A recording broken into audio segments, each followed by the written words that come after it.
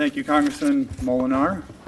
I am wearing my Heineken tie, so I didn't bring enough for everybody, but it was my opportunity for my first tie that I put on in 6 months, actually. So, and thank you, Congressman Tonko, for coming. I really appreciate bipartisan representation. Although thanks to the ambassador's wife, I think for at least one night we're all Bernie bros here tonight. So. As the head of government relations for Heineken USA, it truly is my honor and privilege to participate in today's ceremony.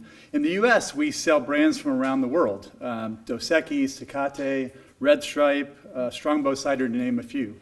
But Heineken is by far our #1 brand in the U.S., and so we are very proud of our Dutch roots, and we are enthusiastic sponsors and participants in Holland on the Hill, and really appreciate the hard work of the embassy and all of our fellow corporate sponsors. Freddie Heineken, his full name, if you're curious, is Alfred Henry Heineken. But the Heineken Award is named after him, and he's the grandson of our company's founder. And he joined the family-owned brewery in 1941 at the tender age of 18. And since he was just a kid, it really wasn't clear what kind of an impact he'd have on the company when he joined. So in 1946, they shipped him off to the U.S., and he was only here, I think, for a couple of years, but that 2-year stint in New York really ended up being transformative. And I was going to tell the story about sending the couples around to the bars, but you heard from my boss, Fiend, told that story. But that is a story that Heineken employees particularly enjoy, because that was a fun tactic that Freddie Heineken employed, but there were others like it, and he truly learned a lot from Madison Avenue during his time here, and he took those American marketing principles back with him to the Netherlands and helped transform a company that we forget now, because it's really, the green bottle is iconic, and Heineken is sold in 192 companies, but it really wasn't like that at the time. And so Freddie Heineken took what was a great company already, but then helped make it an even bigger global presence. And I want to say that IBM is particularly worthy of this award, named after Freddie Heineken, for several reasons. Of course, they have a long-time presence in the Netherlands. I think the ambassador is going to talk more about that.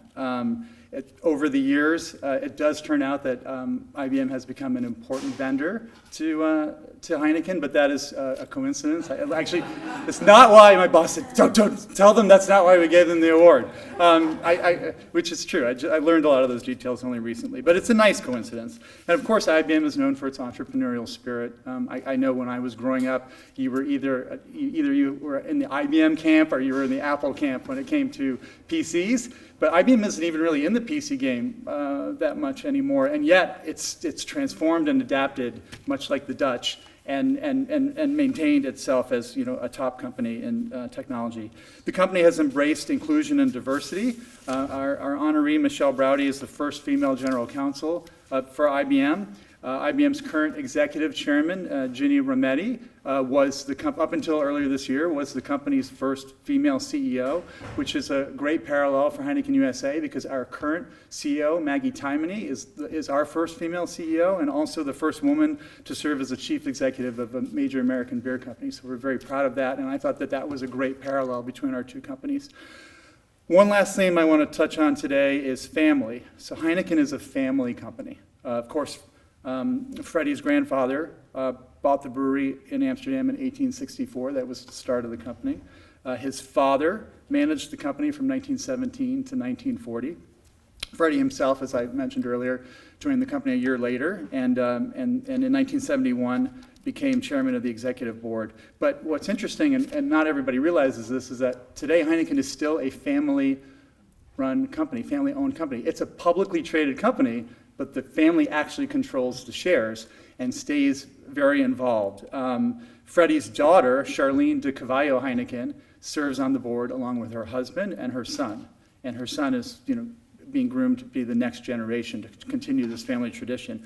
And I mention that because similarly, IBM was a family-run company for many years. Thomas Watson Sr. for decades, Thomas Watson Jr., his son, of course, for many years. Thomas Watson Jr.'s brother Dick was also very involved with the company. Although I will say that it's probably true that for millions of Americans, they know the Watson name not so much for Thomas and Dick, but because of the computer program that defeated Ken Jennings on Jeopardy. But that's not a bad namesake. And the last thing I want to say is that IBM has special meaning for me personally.